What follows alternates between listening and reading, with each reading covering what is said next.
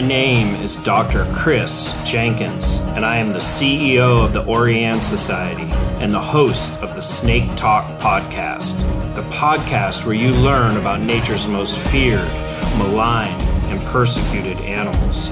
I invite you to listen to this conversation, and maybe you'll find that what you perceive as fear is actually rooted in a deep fascination.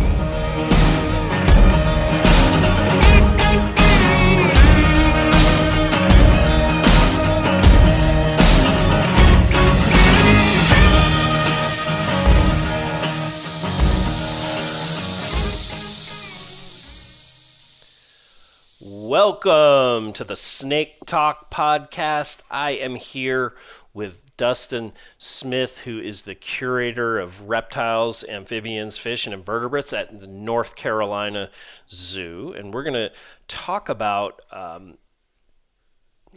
was going to say two of my favorite topics, but really one of my favorite topics in one of my favorite places.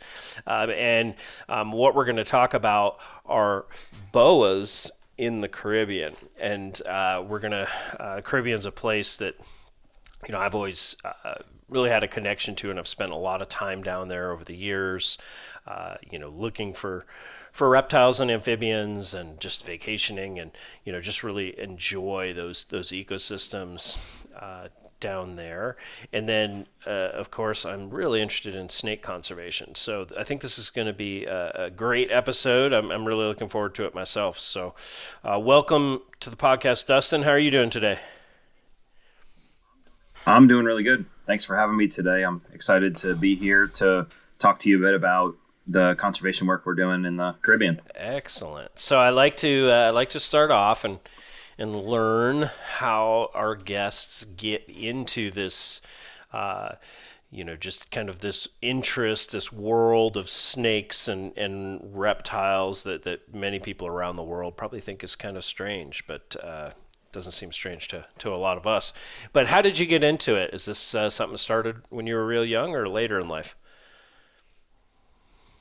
Yeah, I probably feel like my answer is going to start out the same as everybody else. I was the kid that was out catching snakes and just about anything else that I could that was reptile and amphibian related, but definitely had a fondness for snakes when I was younger. And then as I got a little bit older, my mom, luckily enough, said that I was allowed to keep anything in the house as long as it was not venomous and as long as it could not eat the house cat. So with that, I kept a lot of smaller snakes in the house when I was, probably 10, 12 years old on up. And I think that in addition to just going out and finding snakes was just, what led me to this, and I grew up in Central Florida. I was originally born in Miami, but spent a lot of time not only in Miami, but then in the St. Pete area, in the Central Florida area. And so even though I kind of lived in a very, very urban developed area, I could still go out and find lots of different species, anything from king snakes and garter snakes and ribbon snakes to the occasional rattlesnake. So, all of that was very, very exciting. And then, fast forward to college, I definitely was the typical college kid, had no idea what I wanted to do with myself. And, while I was in college, I was actually a business management major.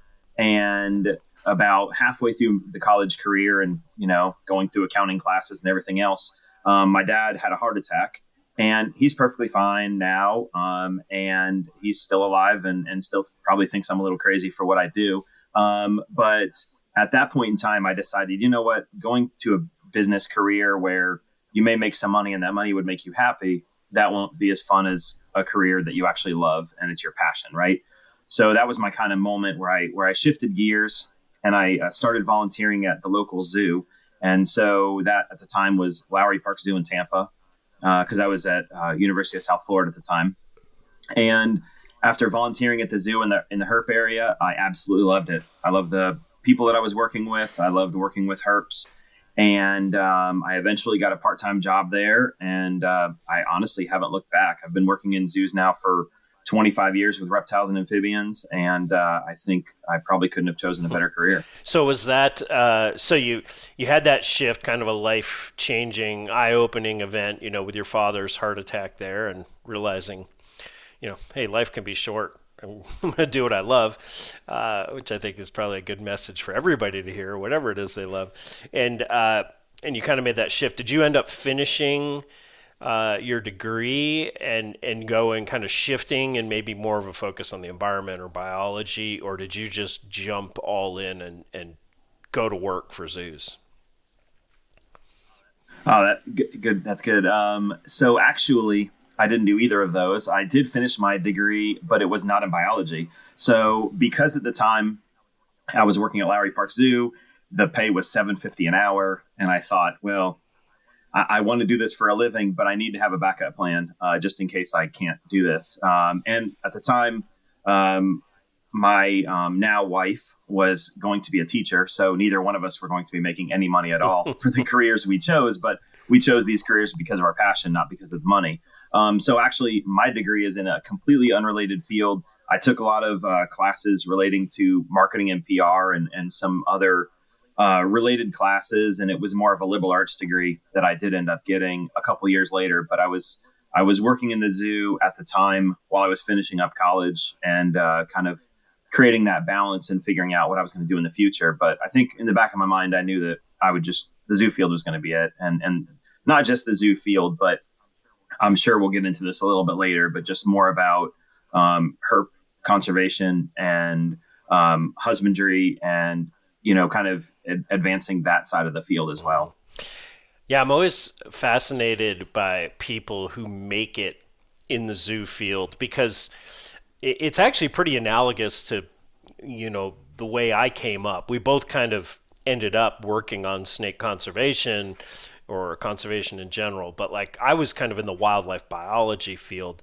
But it's kind of the same thing. And when I say that, I mean, like, it is an incredibly hard field to make it in, and you just have to like take your licks, meaning like, volunteer for this, that, and, work for next to nothing forever and work your way up. And the whole time you're doing that, there's a whole group of people ahead of you in their career who don't want to leave their jobs. And so it's just a really, really hard. I'm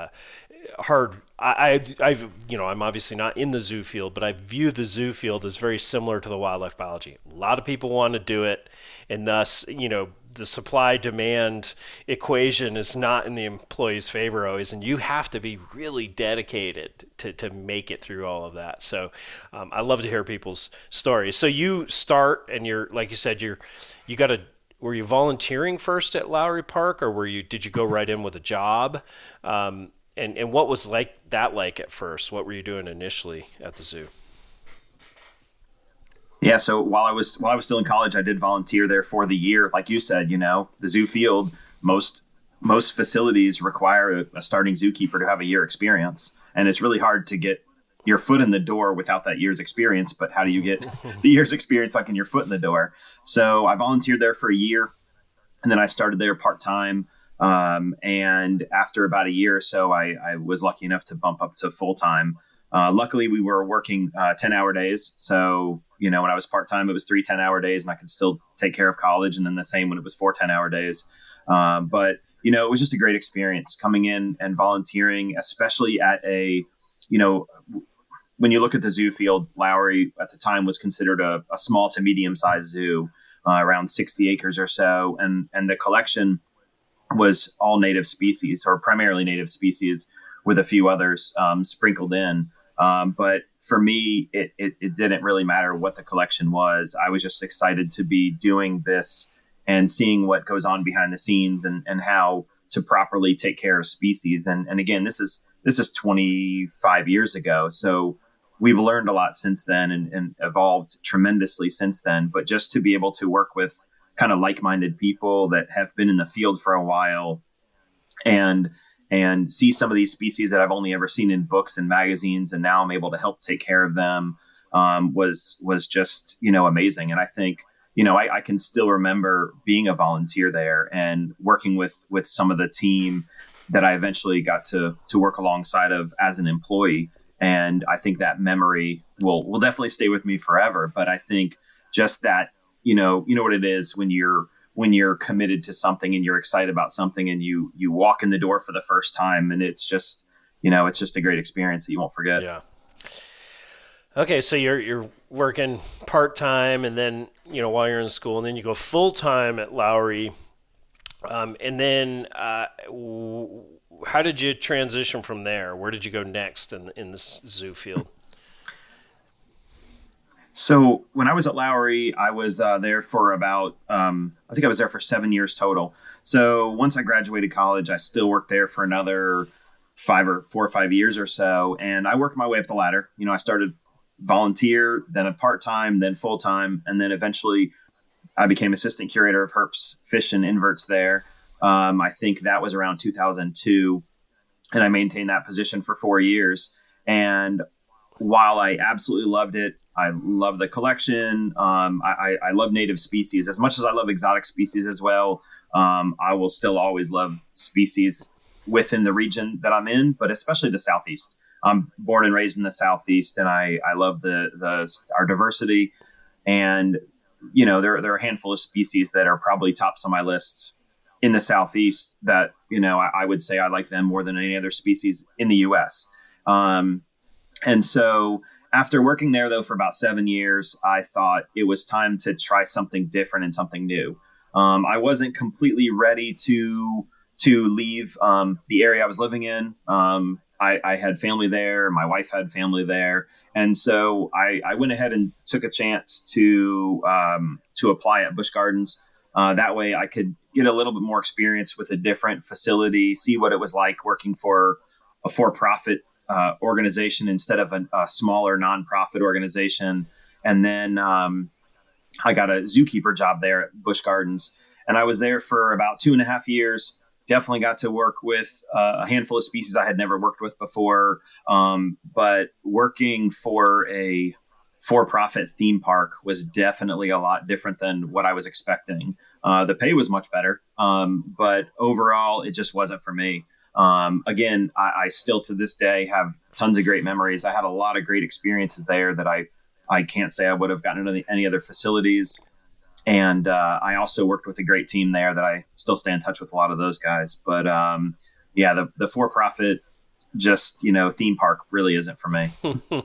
And what were some of the major differences? I don't want to pry too deep and get into any dirty like laundry, but I'm just talking real general, like something like more of a theme park, as you call it, versus kind of a nonprofit. Are there some major differences that were pretty obvious between the two? I think when I was working there, and a lot has changed since then. A lot happened after I left there, but I think the biggest thing is the specific, kind of the feelings that you have as a zookeeper when you go from being at a place like Lowry, where it's smaller and it's nonprofit too, so you don't have any resources, and then you go to a place that has lots of resources, but then you become the small fish. And I think that unless you're very, very high up in the corporate world, you're always going to be a small fish. And I'm a go-getter. I can't just sit around and kind of wait for things to happen slowly. And obviously I work for the government now, so I do have to do that, unfortunately. But I think for me, it's about priorities, and my priority is always the species I'm working with, and that's the top priority, and the team as well. And I think that some of those qualities were definitely at Busch Gardens, but it wasn't at the scale that I needed it. Again, I think it goes back to a colleague of mine. He was curator of herps at Denver Zoo. He told me right away he thought I was crazy to go from being the big fish in a small pond to a tiny fish in a big pond. And I think that was probably the biggest difference between the two. But I think too, just thinking about things completely different, thinking about how every single day we're looking at how to deal with 40,000 guests instead of a couple thousand, and dealing with the corporate world itself, and hearing about that every day. It's just a lot different than your day-to-day small pot sort of focus. Yeah, that makes sense. Okay, so you leave Busch Gardens, and so talk about the next chapter a little bit. Yeah. So I actually, when I was at Lowry, I always thought that I would be there for 30 years and I would retire there and that would be it. I would just be there. That was my place. But I tried the Busch Gardens thing for about 2.5 years. And then I really just felt like I needed to get back into being not only back in the zoo world, but also back into a position where I could make some decisions to help collections and to help staff, and that was back towards management. And so, luckily enough, right at the time I was thinking about this, the Zoo Miami job opened up, and so that particular position was the supervisor of the Amazon and Beyond expansion. And Amazon and Beyond was a 27-acre, $50 million expansion that is probably one of the better representatives of the Amazon, and beyond region of zoos in the U.S. And that was, back in 2008 is when that expansion opened up.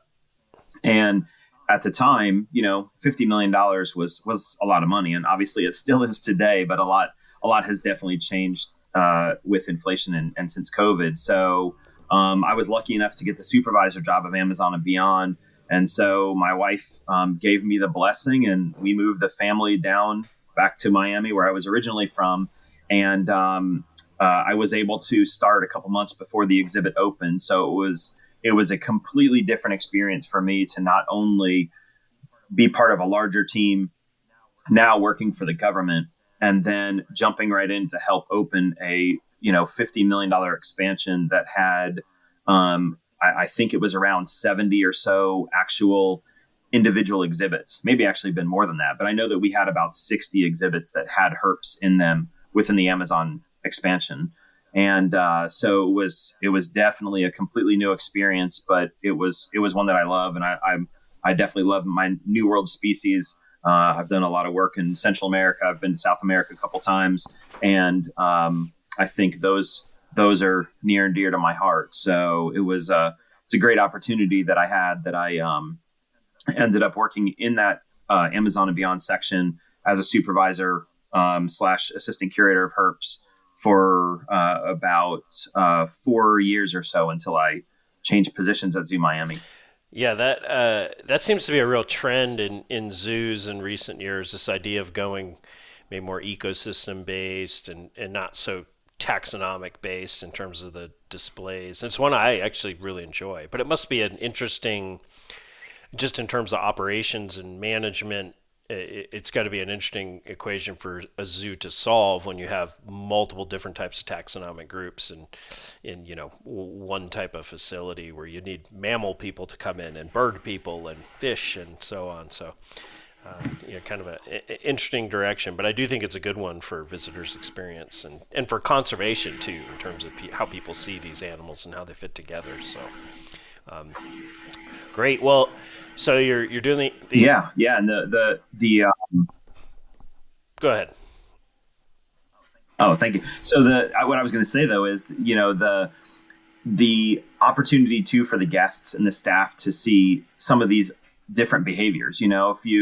If you walk into an aviary, and instead of just seeing birds, which are great, because most aviaries have a significant number of animals and the diversity is amazing. But then when you throw in tortoises, small primates, sloths, iguanas, things like that, you then get a number of behaviors. You get a completely different experience, and it really makes the guests feel more immersive when the exhibit's designed to where they can feel like, oh, this really is what an Amazon forest is like. I'm actually, instead of just looking up at birds specifically, I have to look around and find geckos and frogs and toads and everything else. And you also, again, you see different behaviors. It definitely creates a different level of complexity for staff, because then you have to find a way to feed all of these animals so that, the iguana isn't stealing all the bird and the sloth food. And then, the primates may not be getting sick because they're stealing this animal's diet that's formulated for this type of bird or whatever. So it's definitely a lot more difficult, but to me, it's completely worth it. Even though I'm a herp guy, I love mixed species exhibits. And I think that's the way we should be trying to focus a lot of our efforts, especially when it comes to messaging, because we should be focusing our efforts on conserving diversity, not just, individual species, even though that's what I do most of the time. I think I definitely promote conserving diversity more than anything else. Yeah, no, that's great. I completely agree. So, uh, okay, so you're working with this Amazon exhibit, and then what's kind of the next step? It sounds like you shifted but stayed within the Miami Zoo. Is that right, or did you end up moving up to North Carolina at that point? No, so I actually shifted over to our conservation department back in around 2000. Oh, I don't know. Once you get old, you forget dates very well. But around 2000, I think it was around 2012 or so, Zoo Miami was creating a conservation and research department. And, it was something that I've done a lot of that on the side. And I haven't actually touched on that yet because I've just kind of been focusing on, my zoo experiences. But while I was at Lowry Park, I had a couple great experiences with conservation projects, and at Busch Gardens, I was fortunate enough to participate in some as well. And then when I went to Zoo Miami, a lot of my focus was more on field work. And when I say that, I mean on the side. While when I first started there, I was focused on my job at Amazon and beyond. But at the same time, I was continuing some side projects that I did mostly on my time off. I did surveys in the Everglades for invasive species in the Everglades and outside the Everglades, and that in addition to some of the other work that I was already doing in the Caribbean. And so for me, it was a great opportunity to kind of formalize the work that I was doing, and both I would benefit and Zoo Miami would benefit, because instead of me spending all these hours and hours and all my gas money and everything else doing this work on the side or doing it with another organization, I could be doing it through the zoo. So they hired a conservation and research director, and then I immediately jumped in right after him and became kind of like a technician. And the two of us kind of ran the conservation and research department for the next few years till I left and went on to North Carolina Zoo. And that work was almost completely in and around South Florida. Was working with everything from non-native species, primarily herps, obviously in and around the Everglades. But also we did a lot of plant restoration, habitat restoration work, butterfly surveys for some endangered endemics in South Florida, endangered bat work as well. And then just before I left, we started doing a project with flamingos. So it was a great experience to not only be a part of all of that, but to help lead the efforts, designing projects, putting in for grants. It was a significant number of new experiences for me. And I definitely missed that. And I missed the team that I work with down there.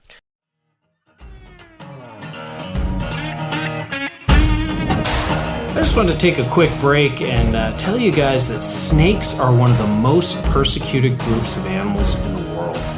Unfortunately, most snakes that encounter people end up dead, but the Oriane Society is dedicated to changing that. Go to www.oriane.org to learn more and join the effort to stop the persecution.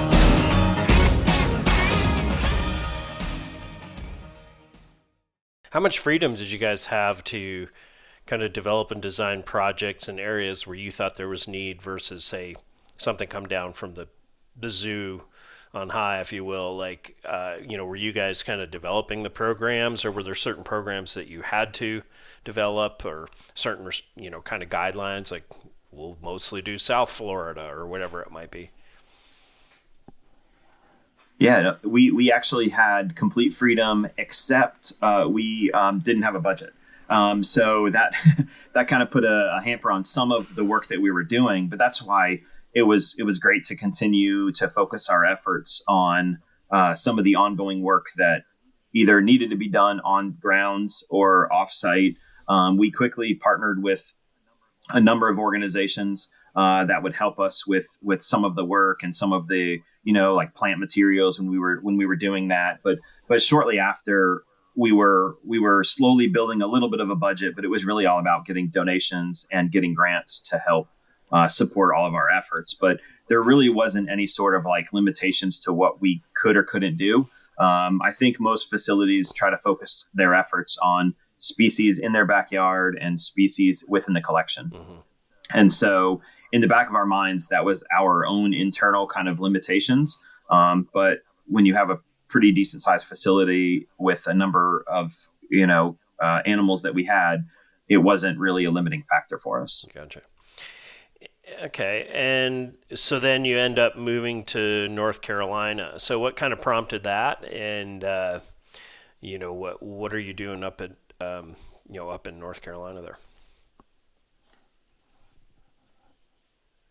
So what prompted my move to North Carolina was really a number of things. So I'm very much interested in staying in the Southeast. I love the diversity in the Southeast.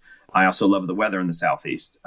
Again, born and raised in Central and South Florida, I can't move too far north, and North Carolina is about as far north into the frigid north as I can handle. But for me, it was also facilities.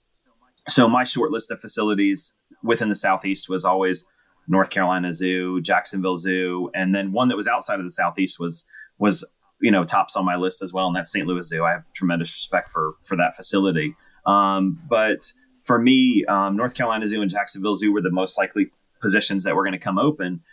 And ironically enough, both of those positions came open at the same time. I was very interested in curator herps at either one of those facilities, but Jacksonville Zoo did some restructuring at the time, and I wasn't a big fan of that new job, which would have been over herps, birds, and their ambassador animal collection as well. And so when the North Carolina Zoo job came open, I liked that position more, not only because of the collection, but because of the conservation work as well.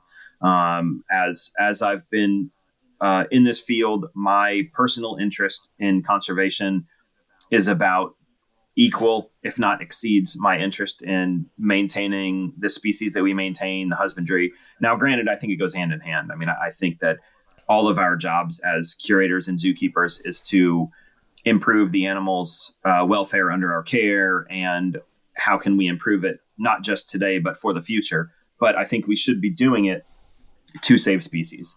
And I think that has been in the back of my mind when this was all going on. And so I also thought about which of the facilities around has the best conservation and research opportunities for the future, as well as a great collection and that sort of thing.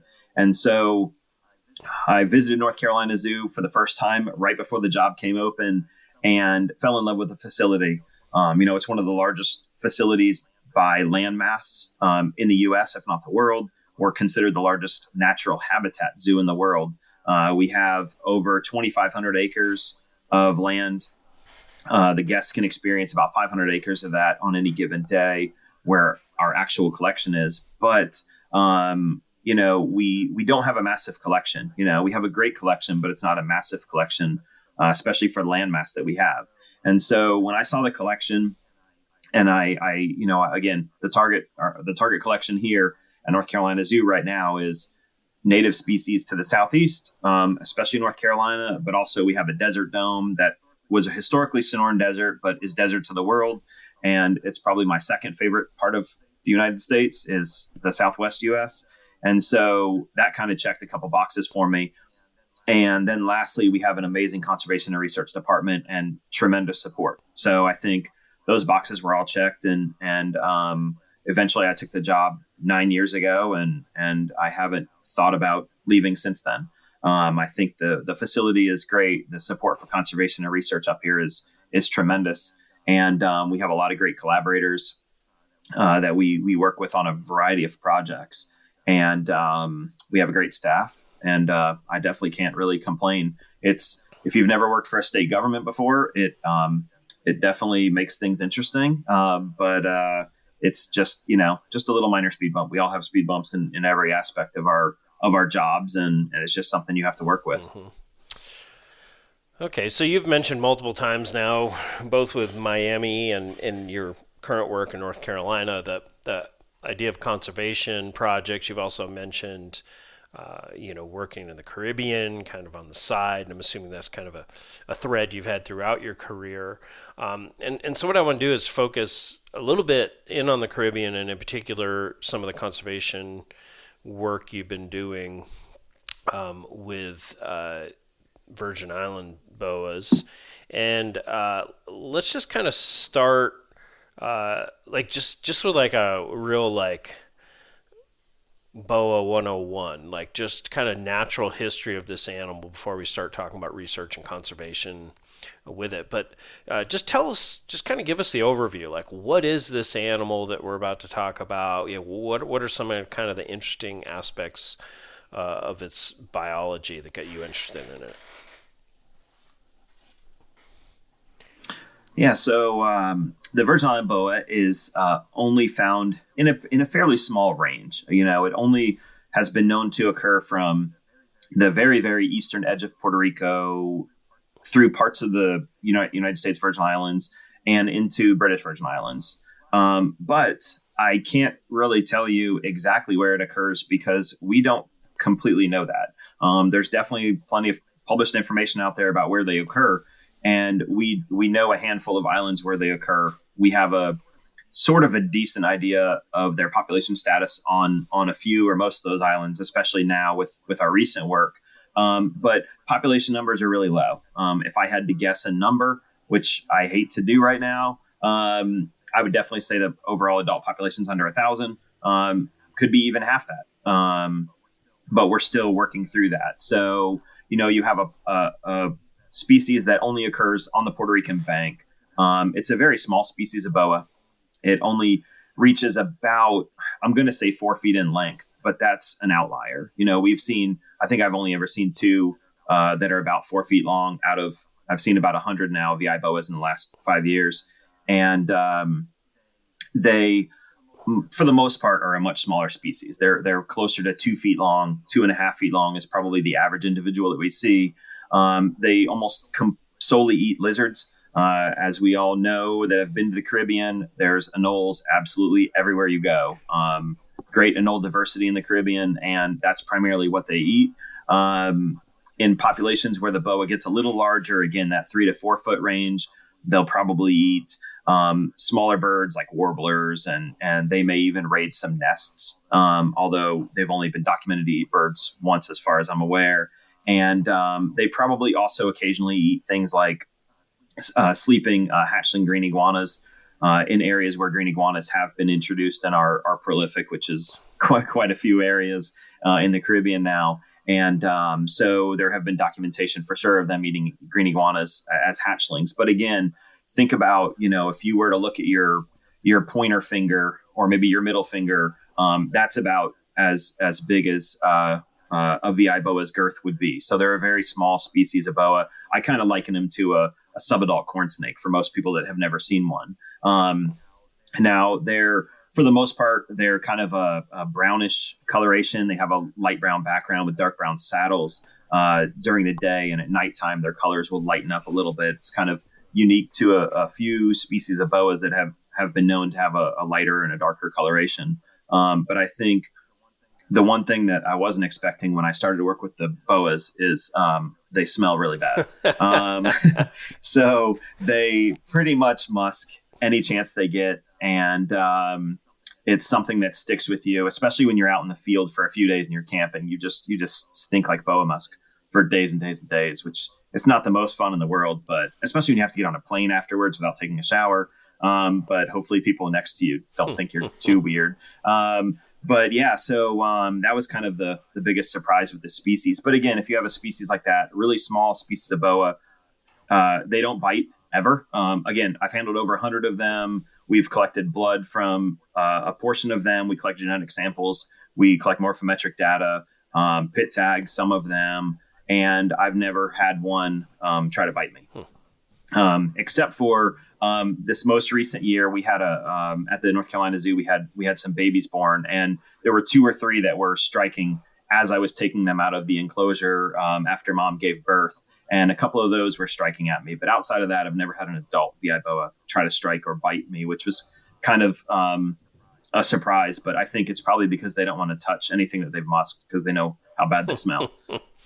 So, do they? I'm assuming they spend a lot of time in like up in trees and shrubs, or are they on the ground much? How do they, kind of the habitat use? Like, well, what types of habitats are they using throughout the day? Yeah, so they are primarily arboreal. And the more and more surveys that we do find more and more on the ground, which is somewhat surprising. There's other species of Caribbean boas, especially that are known to go underground during the day. Even the arboreal species, they'll find rock outcroppings or rock, kind of like, piles, things like that. And they'll go underground from time to time. We think that they do that as well. But for the most part, they're spending times probably inside tree cavities and or any sort of nooks that they can find. I've never actually seen one during the day, which I'm not at all surprised about. They're a species that, based on what we see from them and their behavior in the zoo, is that they want to hide and be as dark and hidden as possible, hidden in a tight space. So we assume that's what's going on. We hope to do some radio tracking here in the next year or two to get a better idea on that. But I think we can all be pretty certain that that's what they're doing. We know that sometimes they'll use large termite mounds, termite nests. If you've ever been in the Caribbean and seen these massive termite nests that are up in trees, they'll use abandoned termite nests apparently. But yeah, they're pretty much hiding at night during the day, and at nighttime, right after dusk, they come out and are cruising around looking for lizards. They spend a lot of time kind of just perched along branches and slowly trying to sneak up on anoles that are sleeping on the edges of leaves and branches and bare branches. So that's kind of how when we do our surveys, we're doing them all at nighttime because that's when the snakes are the most active and they're somewhat visible when you're in the right habitat. And most of the habitat that we find them in are coastal, kind of more hardwood sort of habitat. We're learning a lot more about their habitat preferences and their behavior as we expand our surveys into the British Virgin Islands, because most of the work where we've done our BOA surveys has been in disturbed habitats, and everywhere in the Caribbean is pretty much disturbed unless you're on a small remote island that people haven't developed in the last 50 or 100 years or had some sort of past, agricultural influence. But more recently, we've done some survey. We just did a recent survey this past year in Tortola, and I'm going back in a month to do some more work in the British Virgin Islands because that's the most, I would say, natural habitat that we can still find boas regularly throughout most of the range. There's one or two other places, but they're really hard to find boas there. So we're learning a lot about these natural these natural populations in these more I don't want to say undeveloped habitats because there's still houses nearby and things like that, but definitely a better representation of a natural behavior and a natural population. And so how much do we know about their reproduction? Just like actual breeding, offspring, all of that. Do we know much about that? Yeah, we have a pretty good understanding of the species, reproductive biology. They breed every year around February, March into April. It slows down after that. And then they'll start to give birth around late summer, closer to August, September, October, and even into early fall. They'll start to give birth. Their number of offspring obviously is, like with most species, it's dependent on the size of the females. And the average that we think right now in the wild, based on the adults that we're seeing, is probably about 3 to 5 babies at a time. However, the caveat there is in a couple areas where the boas can get bigger, like in Tortola, where we've seen a female that was 4 feet long and weighed over 300 grams, 350 grams. She could probably give birth to 10 babies at a time, maybe 8 babies at a time. The babies are tiny. They're only about 5 grams up to 7 or 8 grams when they're born.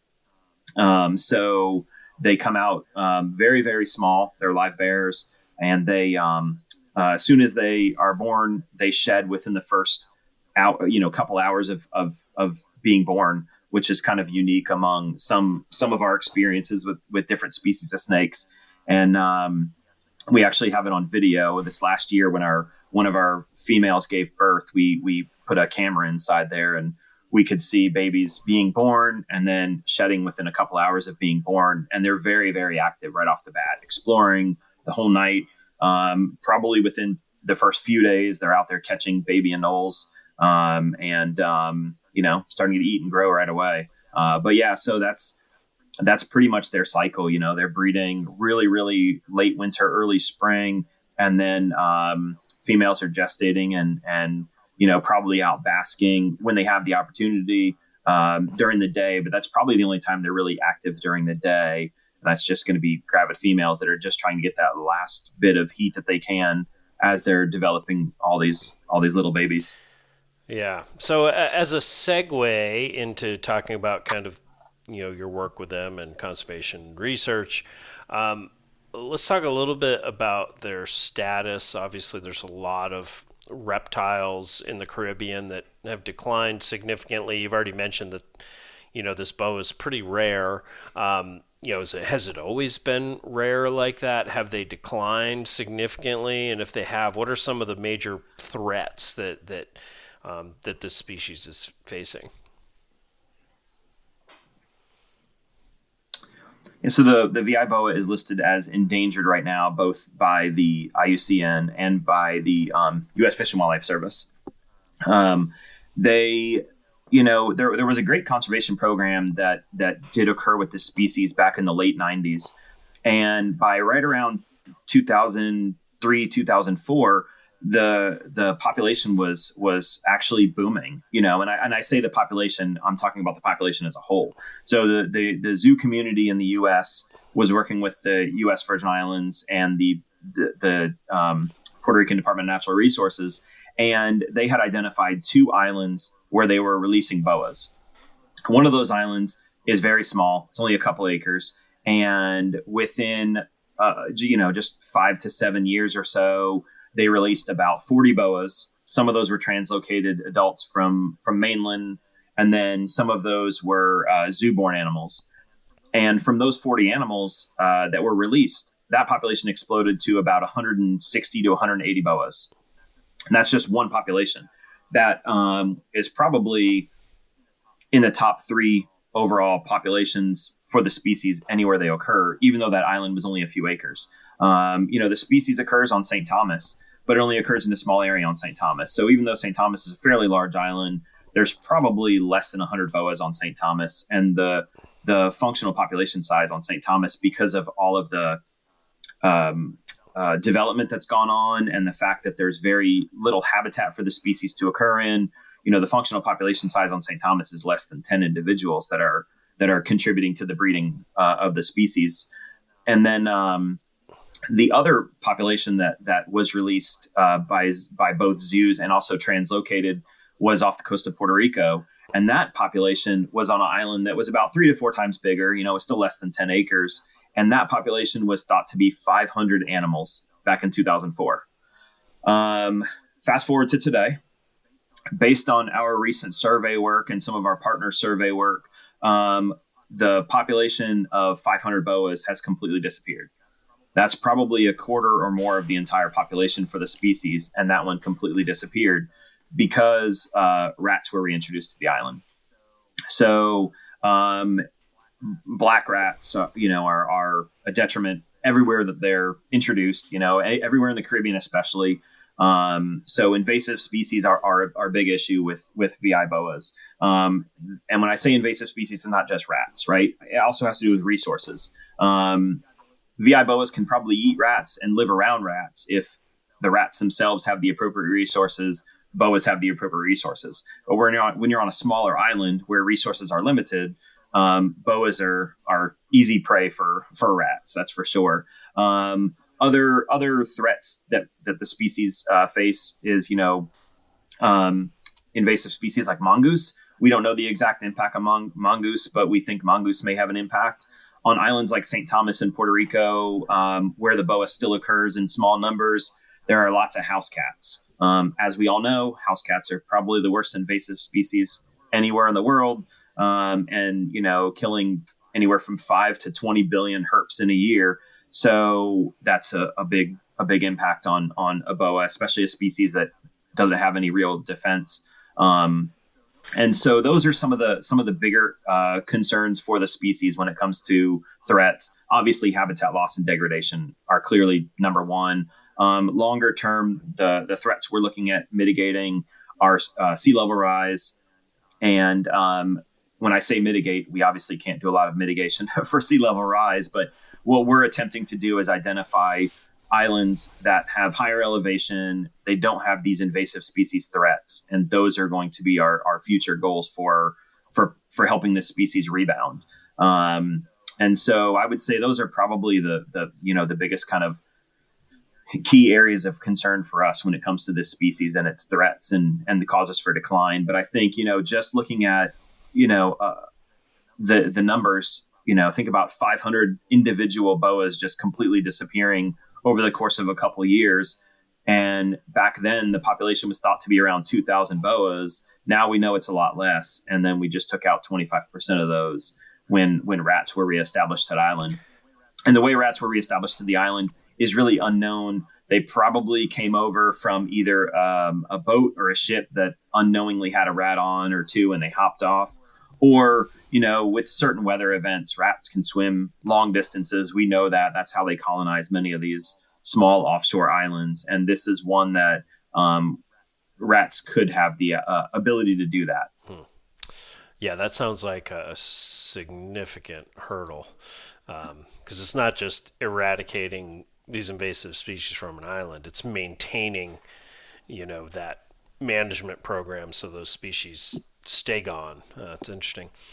Okay, well, so when was it that you first became involved working with these VI boas? Is it, I know you said you were working on in the Caribbean early on in your career.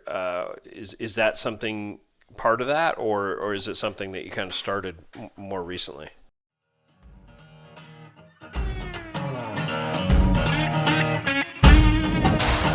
Thank you for listening to Snake Talk. If you like what you've heard on this podcast, you can help us by subscribing and leaving us a 5-star rating. Also, if you have any comments or suggestions, be sure to leave us a review.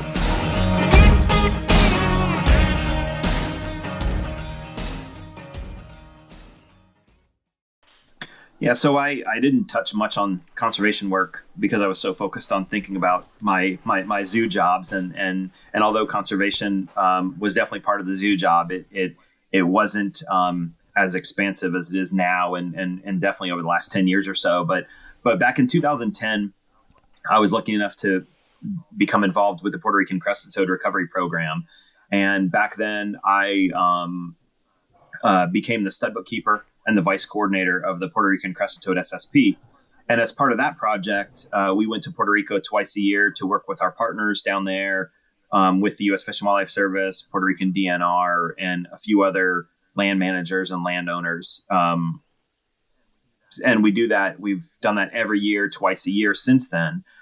And, fast forward a handful of years, that program has had a lot of successes. We still have definitely many, many, many hurdles for a variety of reasons. And we can talk about the Puerto Rican crested program on another day on another program.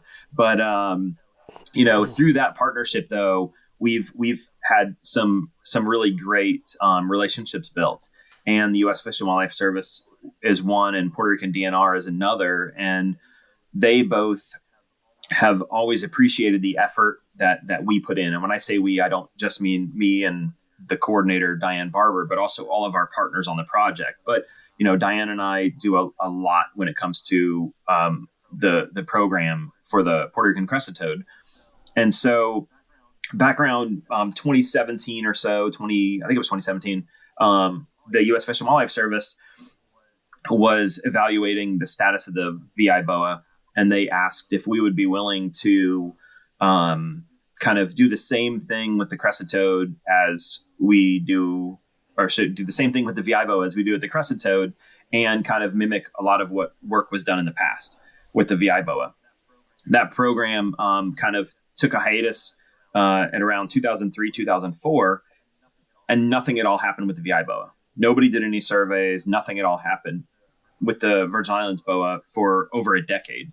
And so part of their concern was obviously reevaluating the species status. And they were going to be conducting an SSA, a species status assessment.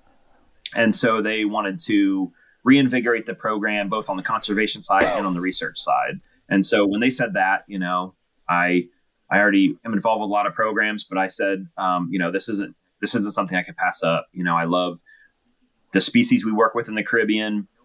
Nobody can say no to working with a Caribbean boa. That's for sure. And so basically I told them, we're going to start really slow. We're going to start just, creating our baseline data. We're going to go out and focus on the research more than we are the conservation right away. And so that's kind of how it all began. So I think a lot of that stemmed from just beginning that work in Puerto Rico back in 2010 and then, developing the partnerships and the relationships. And then, fast forward to 2017, when they asked that question, the first thing I did was continued not only those relationships, but then start to build new ones with the zoo world, because we're not going to try to do this by ourselves at the North Carolina Zoo. So right off the bat, our primary partner on the Crested Toad project is Fort Worth Zoo with Diane Barber. So Diane was on board to help with the VI boa project, but she wanted me to lead it because she has enough going on leading the Crested Toad program. And then we also brought on St. Louis Zoo as well, because they had some past experience with the VI boa. So we started off right away, with developing this program, working with our partners, not only in Puerto Rico, but also our primary focus was actually to start working in the Virgin Islands. And so I knew the chief of wildlife, Dr. Nicole Angeli at the time. We had been talking about opportunities for work with the VI boa. And so really everything kind of came together at the same time, almost perfectly. It was the puzzle that was built really quickly, came together, great partnerships, and everybody really wanted to do something with this species, which I was kind of worried about, considering nothing had been done in almost 15 years. And everybody jumped on board pretty quickly, and we just really hit the ground running. Well, that's great. And so what kind of components make up the conservation program? So you said start slow with the research, and I'm assuming, that was some form of like a status assessment in the field, doing surveys for the animals. Was there also kind of a captive husbandry breeding component? You've mentioned in the past the reintroductions. So I guess maybe just kind of highlight some of those different components of the conservation program as it sits today. Yeah, so we actually were starting from scratch. Even though there was an existing program, there were actually still some animals that were alive from the existing program. Some of those were in their early 20s and could definitely still reproduce. And there was one, I believe, at Fort Worth Zoo that was 40 years old. Probably could reproduce if you really wanted to try, but we didn't want to take that chance. So we took a step back and just said our first goal is going to be to conduct surveys across the range in known populations that we had access to. And second to that, Dr. Angeli is a great population modeler. And so her and I worked together to create some standardized surveys methods that we wanted to implement across the range, so that if we were working anywhere, we were all going to follow the same protocol, so that over the next 5 to 10 years, we can compare effort. And that would help us determine population status and trends. And one of those expectations was, in addition to following this protocol, was that we wanted every single population to be surveyed once a year. If we could do it more often, that'd be great. But if we could do it at least once a year, that would be great. So we started that within a few populations, just starting these standardized surveys, trying to collect some baseline data. And then after just about a year or two of that, we went ahead and collected some founder stock of boas. We knew that everybody agreed that the captive population needed to be developed. We are treating this species as individual populations. So we don't intermix the Virgin Island population with with the US VI population with the Puerto Rican population, even though the genetics out there show that we can mix them, at least based on the work that was done by Dr. Reynolds and others in 2015. And in fact, that was a recommendation that in some of these populations where the bottlenecking is occurring, we should mix populations as needed. And we haven't gotten there yet, but we probably will soon. But for now, our goal was to just collect boas from the US VI population, and we're going to go ahead and start raising those animals up and start creating an assurance colony and a breeding program for the species, knowing that we were going to be doing some reintroduction soon. But the goal right now is to do this research of existing populations. And then the second goal, besides the captive program, was to identify future release sites. So in order for this species to recover, let's find a few islands or a few areas where the elevation is high enough to where we shouldn't have to worry about sea level rise in the next 50 years, but also has minimal invasives and also has the appropriate habitat and then appropriate prey availability. So we've been doing that concurrently with all of our other surveys to figure out, okay, we're going to release these animals once we have enough, and how are we going to release them? So there's quite a bit of goals that we've set aside. We've had, I think we've had our third now action planning workshop. We have those every other year that we host along with our partners in the U.S. Virgin Islands. And we invite all stakeholders across the range to participate, whether they're somebody who manages land or if it's a government entity.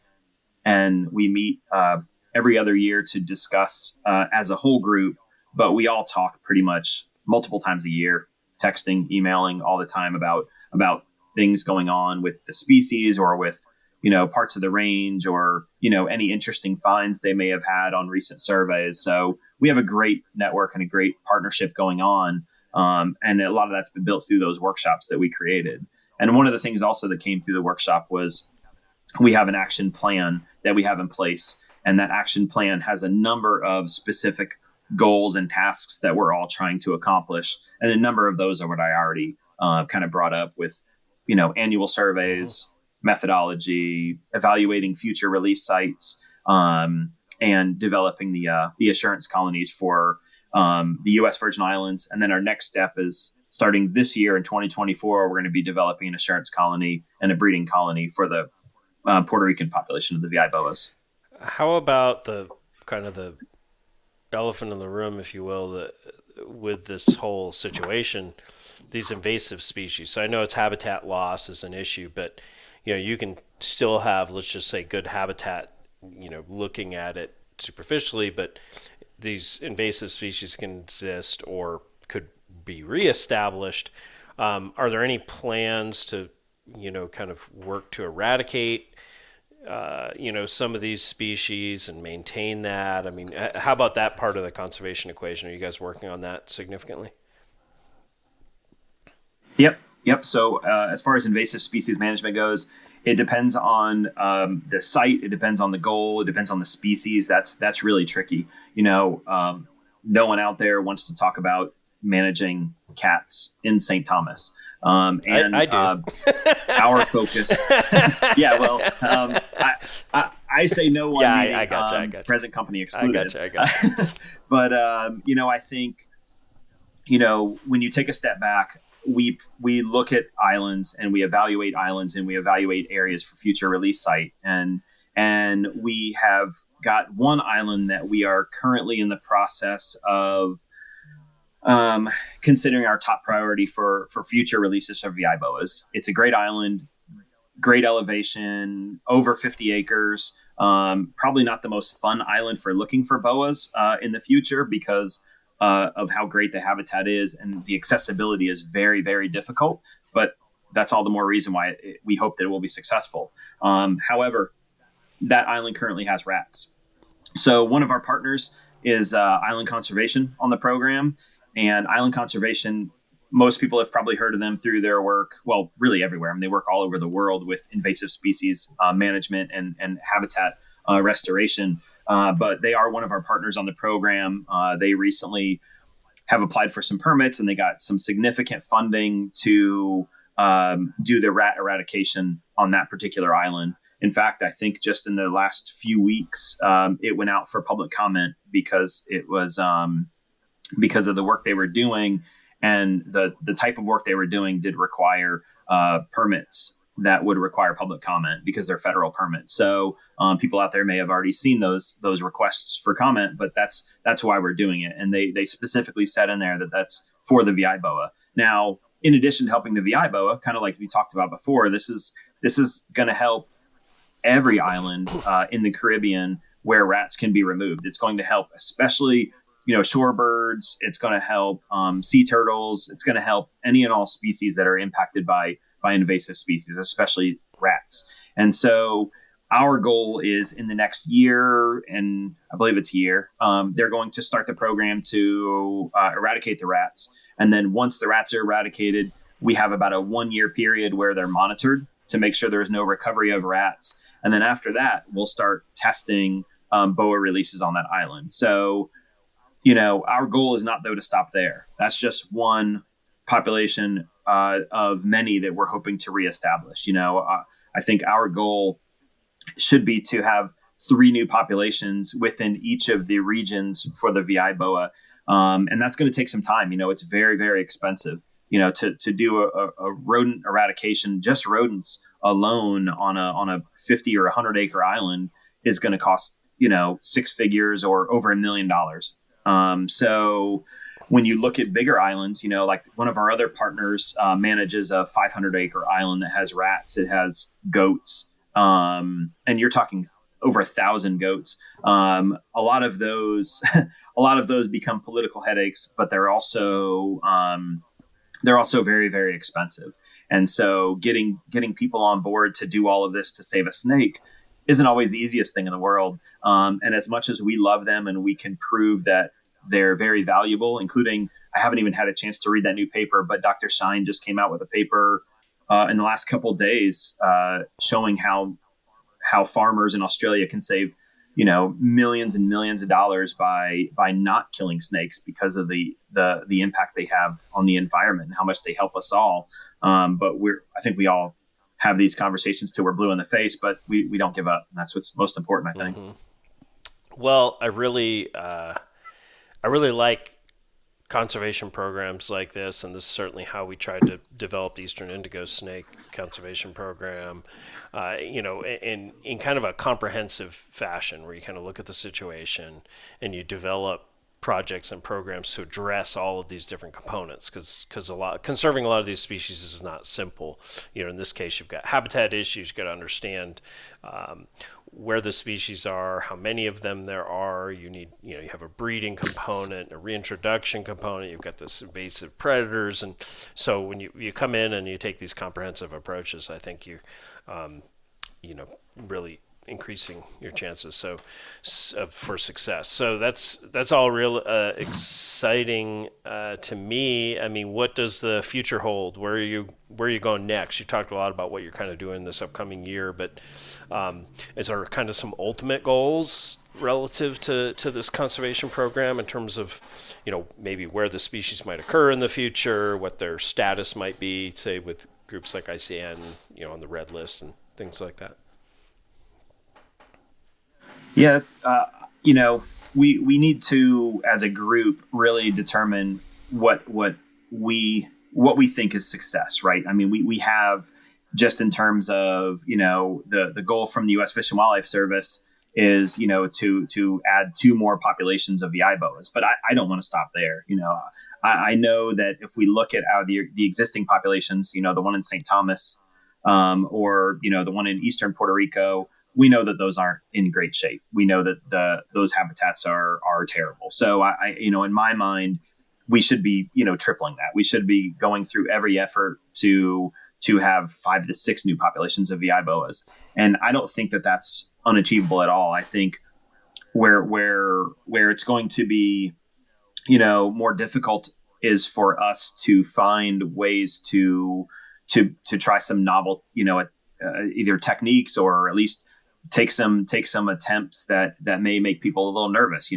Releasing these animals in areas where rats occur was not something that we ever wanted to do before. But we also know that we don't know if we can keep rats out of all of these islands longer term. So is it possible for us to find ways of releasing boas at a larger size, or older animals doing these releases, which puts more of an impact on us because we have to maintain boas longer to get them to the appropriate size. But that's our goal should be to maximize success. So I think from my standpoint, the next steps in the longer term is going to be, how can we achieve success the best way when it comes to releases, and how can we get rid of rats from these islands and other invasives and continue to make sure that they don't come back.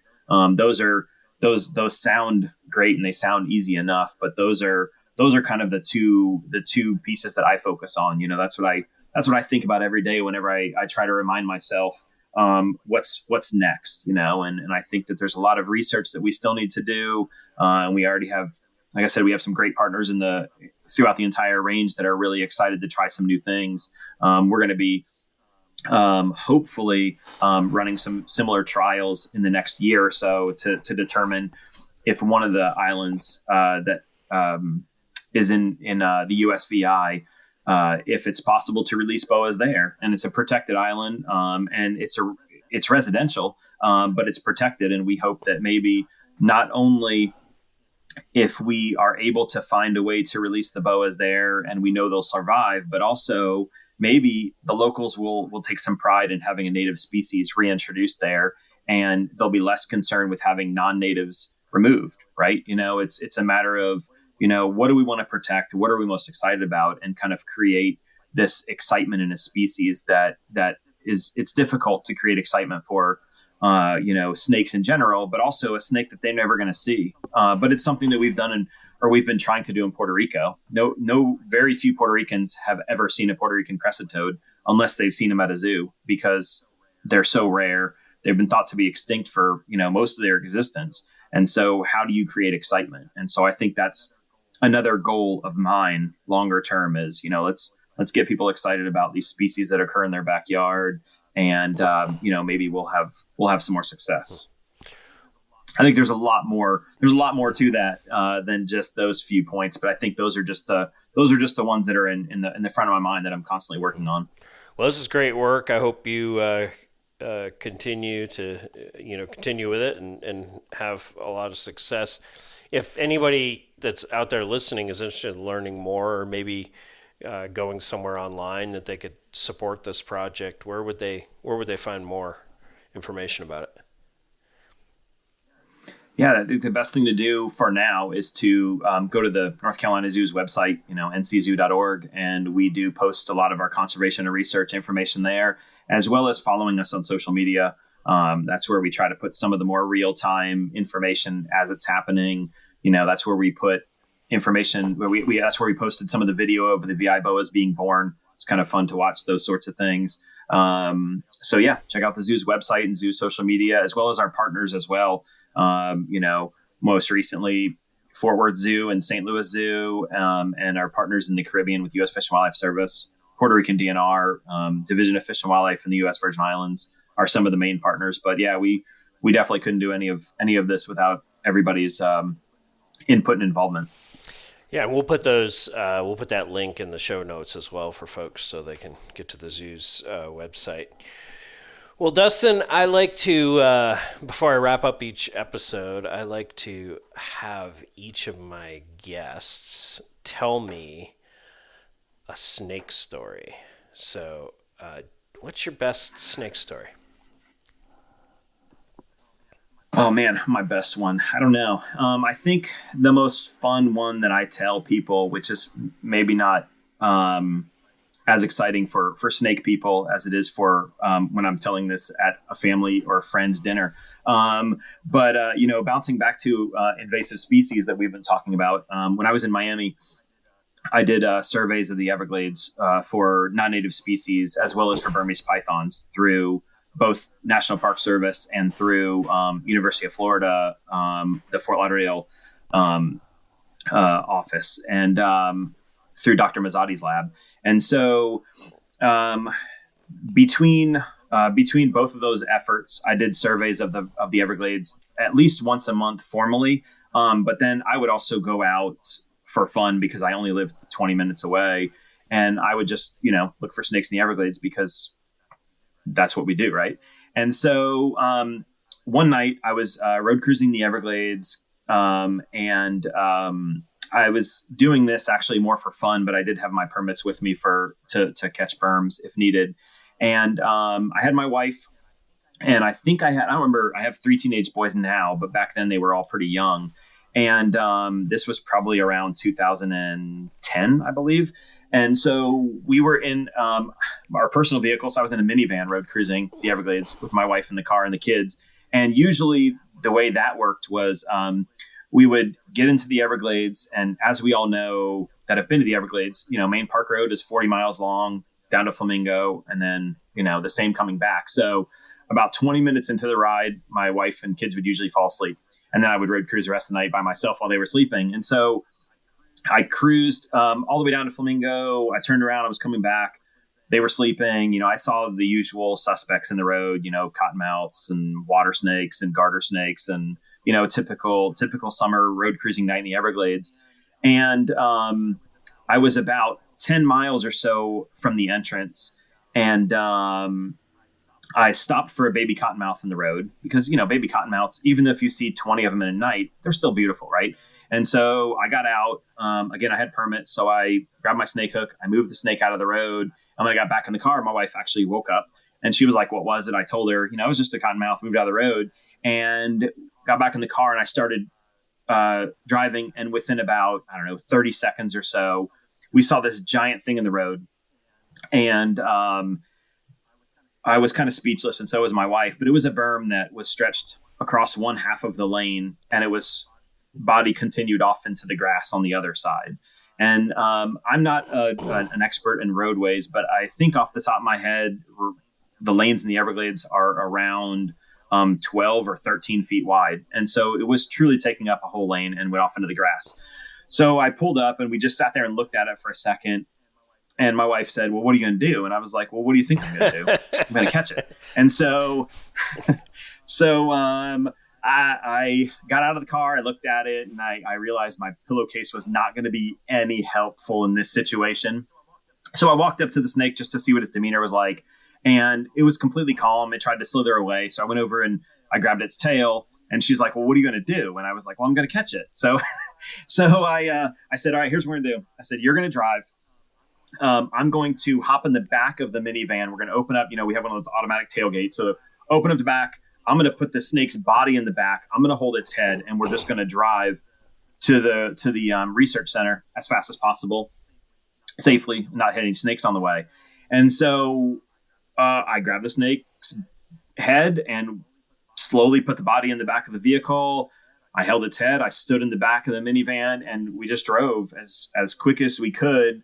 And about halfway there, just before we got to Research Road, I noticed that I couldn't feel my legs anymore. And so I was like, "Can you pull over for a minute?" And so she pulled the car over, and the berm had wrapped around my legs, and it was getting pretty tight. I mean, I think that if I wouldn't have stopped, I think it may have broken my knees. Maybe not. I don't know. I don't want to embellish. So I unwrapped the snake slowly off of my legs. And we only had a few miles to go. So I said, "Okay, let's hop back in and do it again and just drive a little faster." And so we ended up getting to the research center where, for those that are not aware, if you have a permit for Burmese pythons in the Everglades, there's a lockbox in the research center where you're supposed to put Burmese pythons in a secure bag in a box. And there's a lock on it that if you have a permit, you have access to the code. And so I had friends that were involved with the project. And so I called them, and I couldn't call them because it's in the Everglades and we had no signal. So as soon as I got out, I just sent them a text message and said, "Listen, be careful when you open the box. There's a big snake inside." And so they thought I was just joking. And I got a bunch of calls and text messages the next day. And it ended up being 15 feet, 4 inches. It was a female that had probably just, got done incubating eggs, and her offspring had probably just recently left. And so she was looking for some food. She only weighed about 90 pounds, but 15-foot long snake. I'm not the tallest person in the world. It was a pretty good snake. So that snake eventually was radio tracked, and it led to the capture of multiple additional Burmese pythons as a kind of a Judas snake, so to speak. Even though we don't use that term anymore, that was what they always used to call them. So yeah, that's my I don't know if it's my best snake story, but I always thought that was a fun one. So that's definitely a great one. Giant snake wrapped around your leg and scaring your friends. It's got lots of good components to it. So love the story. Well, I appreciate it, and enjoyed learning more about this conservation program and getting to chat with you. So thank you so much for coming on the podcast today. Thank you very much. I appreciate the ability to talk about our project, even though I still feel like it's in its infancy. We've had quite a few successes already, and we've got some great partnerships and great plans for the future. So thanks again, and hopefully I can give you some successful updates in the future. Great, thank you. And I just wanted to thank the audience and tell everybody to remember, snakes are animals too, and it's a privilege to see one in the wild.